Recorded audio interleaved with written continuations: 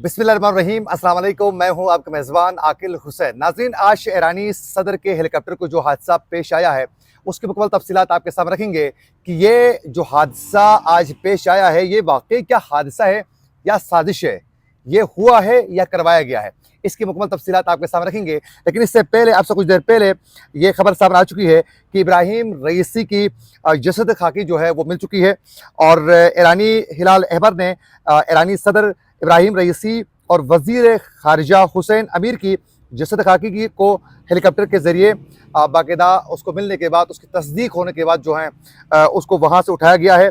और ईरानी हिलाल अहमर का कहना है कि मैयतों को तबरेज़ मुंतकिल किया जा चुका है और ईरानी हुकाम के मुताबिक कुछ लाशें जलकर मुकम्मल तबाह होने की वजह से नाकाबिल शिनाख्त हैं। तो ये अपडेट सामने आ चुकी है। हमारे साथ आज हमारे प्रोग्राम में इस अहम इशू पर बात करने के लिए हमारे साथ मौजूद है तैयब बलोच, सीनियर सहाफ़ी हैं। इनसे बात करेंगे क्योंकि ईरानी सदर के हेलीकॉप्टर को जो आज हादसा पेश आया है इसमें बहुत से डॉट्स हैं जिसको फिल करना लाजमी है। सवालात कई उठाए जा रहे हैं। इस वक्त इंटरनेशनल मीडिया की जानिब से भी इस पर बात करेंगे। तैयब, मुझे बताएं कि आज एक अफसोसनाक, आज एक बहुत बड़ा सानिया हो चुका है। ये आप क्या समझते हैं कि ये कोई हादसा है या साजिश है, ये हुआ है या करवाया गया है? देखें, पहली बात है, मैं नहीं समझता कि ये एक एक्सीडेंट है। अच्छा, ये एक्सीडेंट नहीं है और इसमें साजिश हो सकती है और मुझे तो ये एक प्री प्लान चीज़ ऐसी लगती थी। इसमें दो एलिमेंट्स हैं, ख़ासकर जब से गज़ा की सूरत हाल और फिर उसके बाद ईरान का जो वार था इसराइल के ऊपर, उसके बाद से सूरत हाल अक्सर तब्दील हो गई। हो सकता है कि शायद कहीं ना कहीं मोसाद या इसराइल या फिर उसका जो हमनवा है मेन अमेरिका CIA, ये उसमें हो सकते हैं मुलविस। देखिए, सूरत हाल अगर हम खित्ते की देखते हैं वैसे भी देखें और फिर हुआ किस जगह पे। पाकिस्तान में यहाँ पे ईरानी वज़ीर ख़ारजा भी आया, ईरानी सदर भी आया, यानी कि उनका लास्ट पाकिस्तान का दौरा रहा अप्रैल में, 3 हफ्ते पहले की बात है। तो हम उनके विज़िट को देखते हैं तो यहाँ पे ईरान की सिक्योरिटी टीम पहले आ गई थी। उन्होंने सब कुछ अपने हाथ में लिया था, रूट कहाँ था, किधर जाना है, इस्लामाबाद में कहाँ पे स्टे करेंगे, कराची में कहाँ कहाँ मीटिंग्स होंगी, किधर होगा, लाहौर में कहाँ, तमाम चीजें मैनेज थी और पूरी सिक्योरिटी कंट्रोल उन्होंने अपने हाथों में लिया। ठीक है, तो अजरबैजान में ये सारा कुछ हुआ तो मुझे ये चीज़ हजम नहीं होती कि ये एक्सीडेंट है। देखिए, मैं एक चीज़ को जानता हूँ कि गजा में मुसलमानों का कत्लेआम हो रहा है, लेकिन अभी तक अजरबैजान ने अपना तेल इसराइल के लिए बंद नहीं किया। सबसे ज्यादा फ्यूल, आजरी फ्यूल जाता है इसराइल में। इसराइल का टैंक जो तेल इस्तेमाल कर रहा है वो आजरी है और अजरबैजान के साथ इसराइल के इतने ज्यादा दोस्ताना फ्रेंडली मरासिम है कि मैं आपको बताऊं कि जब भी आर्मीनिया के साथ इस अजरबैजान का फड्डा चलता है, आपको पता है कराबाग वाला जो इशू है वहाँ पे, तो इसराइल बकायदा उसको हेल्प आउट करता है। 3 फ्रेंडली नेशन है अजरबैजान की, पाकिस्तान, इसराइल और तुर्की, और ये तीनों के झंडे बैक वक्त में नजर आते हैं। तो यानी कि एक ऐसा मुल्क अजरबैजान जिसमें इसराइल का बहुत ज़्यादा इन्फ्लुएंस है, मोसाद का बहुत ज़्यादा इन्फ्लुएंस है और यहाँ तक कि ऑयल की सप्लाई से लेकर वेपन्स की एक्सचेंज तक सारा कुछ, तो उसमें इतना बड़ा अगर इसराइल का इन्फ्लुएंस है तो इसी वजह से मुझे ये लगता है कि कहीं ना कहीं हादसा नहीं है बल्कि इसराइली इन्फ्लुएंस करवाया गया। देखिए, अच्छा, एक और चीज भी है ना, त्यारे का महज पुर्जा ही खराब हो जाए, करा दिया जाए। वो जो फोक सिस्टम है नीचे से कहीं से, मतलब उस एक ही, मतलब 3 हेलीकॉप्टर है या 4 हेलीकॉप्टर है जिसमें सदर साहब जा रहे हैं और उस हेलीकॉप्टर का सिस्टम ही जैम करा दिया जाए तो ये कोई बड़ी बात नहीं होती। नीचे बैठे बहुत सारी चीजें होती हैं। एक और चीज आपने देखा होगा कि जो ही ये हादसा पेश आया तो सबसे पहले इसराइली टीवी चैनल्स ने और बिलखुसूस उनके जो ट्विटर्स हैं अकाउंट्स में बाकायदा सबसे पहले हेली की तस्वीर लगाई गई थी। सबसे पहले खबर इसराइली सोशल मीडिया अकाउंट्स ने यह खबर ब्रेक की है। हादसे के हवाले से ईरान और दीगर मुस्लिम ममालिक को पता ही नहीं था और उसके बाद जब हादसा पेश आया, हादसा पेश आने के बाद उनकी डेथ से कंफर्म नहीं हो रही थी اس حوالے سے بھی سب سے پہلے اسرائیل کے اکاؤنٹ سے کنفرم ہو چکا ہے کہ ڈیتھ ہو چکی ہیں. دیکھیں بات یہ ہے کہ چونکہ پروپرائٹر اس میں بادی النظر میں آپ کہہ لیں یا میری انڈرسٹینڈنگ کے مطابق یا وہ جو ڈاٹ کنیکٹ کرتے ہیں تو اس میں اسرائیل جو ہے یا موساد جو ہے وہ پروپرائٹر ہے اس پورے انسیڈنٹ کی جو اس کو سٹیج کیا. تو صاحب ذرا ان کو جو سٹیج کر کے جو پلان کر کے یہ سب کچھ رچا رہے ہیں جنہوں نے یہ سارا سین سٹیج کیا ہوا ہے تو ان تک تو خبر بھی پہلے پہنچے گی, ان تک چیزیں بھی پہلے پہنچے گی. جیسا میں نے کہا کہ آذربائیجان میں اسرائیل کا سب سے زیادہ انفلوئنس ہے ہمارے خطے میں, اگر دیکھتے ہیں تو بہت زیادہ ہے.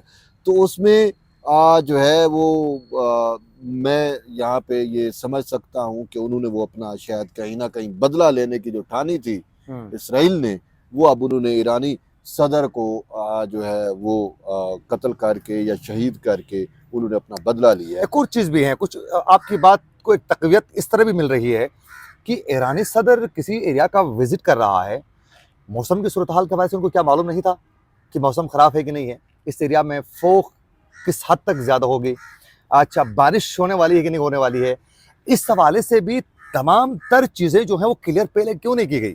اچھا پھر اس کے بعد تینوں ہیلی جو ہیں وہ ایک ساتھ ہی اٹھ جاتے ہیں اور آدھا گھنٹے کے بعد پتہ چلتا ہے جو دو ہیلی ہیں کہ ان کا رابطہ منقطع ہو چکا ہے. تیسرے ہیلی جس میں صدر خود سوار تھے منقطع ہو جاتا ہے. وہ دو ہیلی کیا ان کے لیے موسم خراب نہیں تھا, وہ وہاں سے نکل جاتے ہیں اور اس کے بعد جو تیسرا ہیلی جس میں صدر تھے وہ ہیلی جو ہے کرش ہو جاتا ہے. پہلے بتایا جاتا ہے کہ ہنگامی بنیادوں پر جو ہیں وہ انہوں نے لینڈنگ کی ہے, لیکن اب جو حادثہ پیش آیا اس سے تو صاف ظاہر ہوا کہ تو لینڈنگ کی کوشش ہی نہیں ہوئی ہے بلکہ یہ تو براہ راست جو ہے آگے کرش ہو چکا ہے. دیکھیں یہ ایک سبوتاج آپ اسے کہہ سکتے ہیں, سبوتاج ایکٹ ہے اور یہ ایکٹ سٹیج کیا گیا.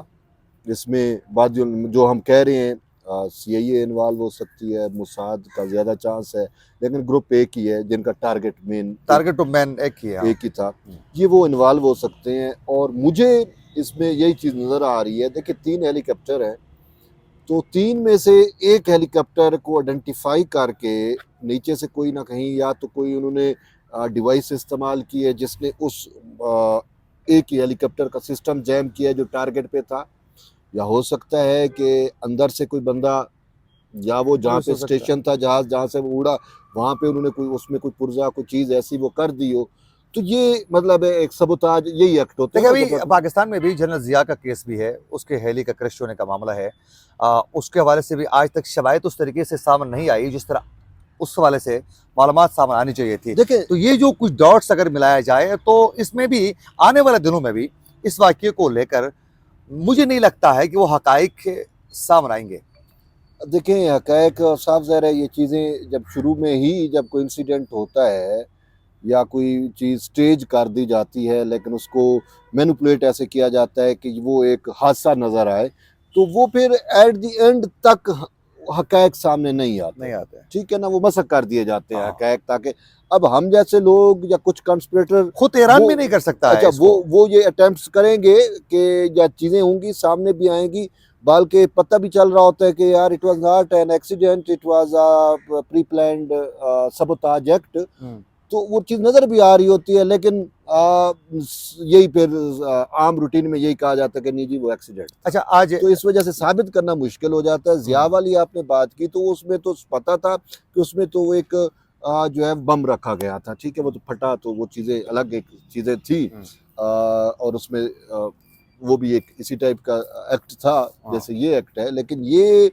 چونکہ ٹیکنالوجی ایڈوانس ہو گئی, وہ پہلے دور کی تھی, اس میں بم رکھ دیا گیا, اس میں سسٹم کو جام کر دیا گیا ہوگا, کچھ بھی ایسا ہو گیا ہوگا. اچھا ایران خود بھی ان چیزوں کو ایکسپوز نہیں کر پائے گا آنے والے دنوں میں, آپ کو کیا لگتا ہے؟ دیکھیں اب تحقیقات تو ضرور ہوں گی, چیزیں ہوں گی, سامنے بھی آئیں گی, آ بھی جائیں گی, لیکن اب وہ پہلی بات ہے کہ وہ چیز نہیں ہوگی کہ جی اس میں یہ سبوتاج ایکٹ ثابت کرنا اٹ از ریئلی ڈیفیکلٹ, ٹھیک ہے, ڈیفیکلٹ ہوگا. میں آپ کو بتاؤں کہ اس کے لیے آپ کو بہت ساری چیزیں چاہیے ہوتی ہیں. بعض اوقات ہم یہ بھی دیکھتے ہیں کہ میں آپ کو ایک مثال دے رہا ہوں, ایک ملیشین ایئر لائن تھا جو یوکرین کے اوپر بلاسٹ ہوا, یوکرین کی ٹیریٹری میں, ٹھیک ہے, بہت عرصہ پہلے ہے, MH370 تھا یا MH17 برل اس ٹائپ کا ملیشین ایئر لائن تھا, پیسنجر ایئر لائن تھا.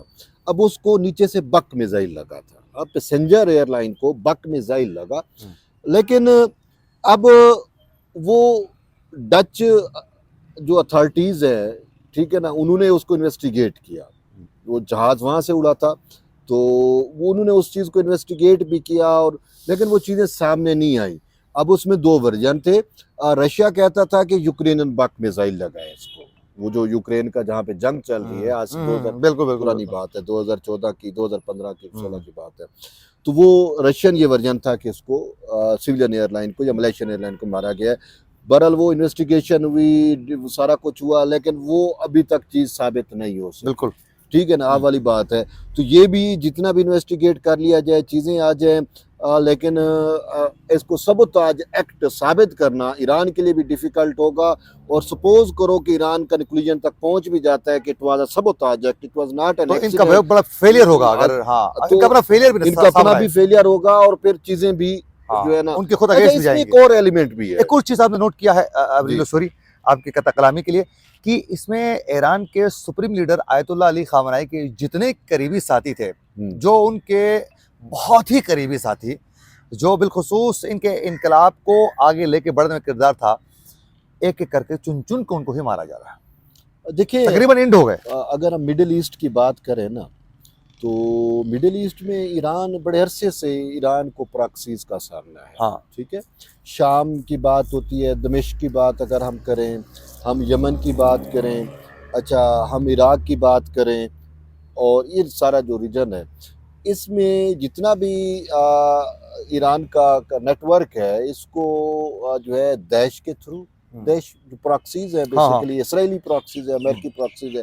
اس کے تھرو, اچھا یا پھر اسرائیل موساد ڈائریکٹ, تو وہ انہوں نے اس کے سائنسدان, ایون کہ ایران کے اندر ایرانی سائنسدانوں کو مارا گیا. بالکل ایسا ہی ہے. ٹھیک ہے, ان کے سائنسدانوں کو مارا گیا, ان کے انٹلیکچوئل لوگوں کو مارا گیا, ان لوگوں کو جو ان کی قیادت کو, یعنی کہ ان کو جو رچ مائنڈ ہے نا, وہ ہمیشہ وہ, ہاں بالکل کیا.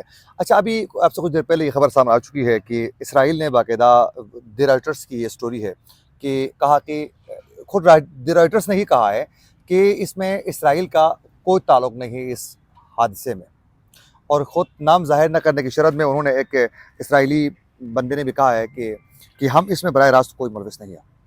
دیکھیں اسرائیل کا پروپیگنڈا مشین تو سارا اسرائیل کا ہے, چاہے ویسٹ کا پورا میڈیا ہو, رائٹر کو دیکھ لو, اے پی پی کو دیکھ لو, اے ایف پی کو دیکھ لو, ٹھیک ہے نا, اے پی جو ہے ایسوسیٹ پریس آف, وہ ایسوسیٹ جو پریس ہے ورلڈ کا, اس کو دیکھ لو. اچھا, یہ سارا ویسٹرن میڈیا جو ہے, ایون کہ بی بی سی کو دیکھ لو, یہ سارا کو دیکھ لو, یہ غزہ کا وار ہوتا ہے, اس کے اوپر ہمیں نظر نہیں آیا کہ یار کیا ہوتا تھا. میں تو اس پورے وار کے اندر یار ایک امریکن گائے ہے جیکسن ہنکل, یار اس لڑکے نے تو خدا کی قسم پورا آئینہ دکھایا ہے ویسٹ کو, اور ویسٹرن میڈیا کو. بابا اسرائیل کی جنگ جو ابھی شروع ہوئی ہے, لائیو پہ شروع ہوئی, کہ جی انہوں نے الزام لگایا حماس کے اوپر کہ انہوں نے اتنے اسرائیلی بچوں کو جلایا تھا, بعد میں پتہ چلا کہ وہ سب فیک نیوز تھا. فیک نیوز کے اوپر ہمیشہ وہ جولین اسانج کیا کہتا ہے کہ جب جنگ شروع ہوتا ہے, جنگ جھوٹ پہ ہی شروع کی جاتی ہے. ٹھیک ہے نا. اچھا, ایک اور خبر ابھی سامنے آ چکی ہے کہ عالمی عدالت نے انصاف کے پروسیکیوٹر کی باقاعدہ نیتن یاہو کے وارنٹ گرفتاری جاری کرنے کی باقاعدہ انہوں نے درخواست کی ہے. دیکھیں بالخصوص غزہ کے اندر جو تباہی مچ چکی ہے, اس کو لے کر نیتن یاہو کا بھی کیا ہے, پھر اس کے علاوہ جو حماس کے جو رہنما ہیں اسماعیل ہانیہ اور دیگر کے حوالے سے بھی. دیکھیں اب اس میں تو ساؤتھ افریقہ گیا ہوا ہے وار کرائمز لے کے اسرائیل کے عالمی عدالت انصاف میں, تو یہ تو ساؤتھ افریقہ کو کریڈٹ جاتا ہے اگر انہوں نے کی ہے, کیونکہ اس میں ڈیبیٹس پہلے ساؤتھ افریقہ کے وکلاء اور ساؤتھ افریقہ نے اپنا موقف پیش کیا تھا, تو اس کے بعد اسرائیل نے آج اور کل اپنا موقف پیش کیا. تو اب شاید عالمی عدالت انصاف اس کنکلوژن پہ پہنچی ہے کہ واقعی اسرائیل نے جو ہے وہ وار کرائمز کیے ہیں. تو اسی وجہ سے دیکھیں آپ کے سامنے ہے کہ پوری جینوسائیڈ ہے غزہ کے اندر, تو جینوسائیڈ ہے نا, تو اس عالمی عدالت انصاف نے اس وجہ سے اس کے وارنٹ گرفتاری جاری کیے ہوں گے. اس میں کوئی وہ نہیں ہے, بنتے بھی ہیں, لیکن بات یہ ہے کہ بھائی اسرائیل تو مانتا نہیں ہے عالمی عدالت انصاف کو. اسرائیل تو کسی کو نہیں مانتا نا بھائی, وہ تو اقوام متحدہ کو نہیں مان رہا. اقوام متحدہ کتنی مرتبہ کہہ چکی ہے, اور یہی اقوام متحدہ ہی تو ہے جو اسرائیل کی بیس ہے. اسرائیل کا وجود اور اقوام متحدہ کا وجود, دونوں کا وجود اکٹھے آیا. پورے اس میں کب بنی اقوام متحدہ, اسرائیل کب وجود میں آتا ہے, سیم तकरीबन वो एक्सेप्ट ही नहीं कर रहा है। अच्छा वो भाई इसराइल को तो नेतन्याहू को तो गर्ज नहीं है किसी से, वो तो खुद बाइडन उसको कह रहा था कि भाई आप इस साइड पे ना जाओ, ये जो अभी नया इन्होंने महाज खोला रफा वाला, हाँ। उस साइड पे आपने बमबारी हाँ। नहीं करनी, नहीं जाना तो ईरान ने अमेरिका ने कहा था कि अगर आप वहां जाते हैं तो आपको असला और दीगर जो इमदाद है वो बंद किया जाएगा, ठीक है ना। उसके बावजूद तो उन्होंने उसने कहा कि हम अमेरिका कर की नहीं लेंगे। मानी, वो जो उसको वेपन दे रहा है, हाँ। ठीक है ना, वो यूरोप की नहीं मान रहा, वो दुनिया के किसी उसकी नहीं मान रहा, तो आलमी अदालत इंसाफ को वो अपने जूते की नोक पे रखेगा। ठीक है। लेकिन बात यह है कि उसके सर के ऊपर कुछ और चीजें सवार हैं इसराइल के, तो वो ना ही आलमी कवानीन को मानता है, ना ही वो यूएनओ की करारदादों को मान रहा है, तो ये तो छोटी बात है आलमी अदालत इंसाफ।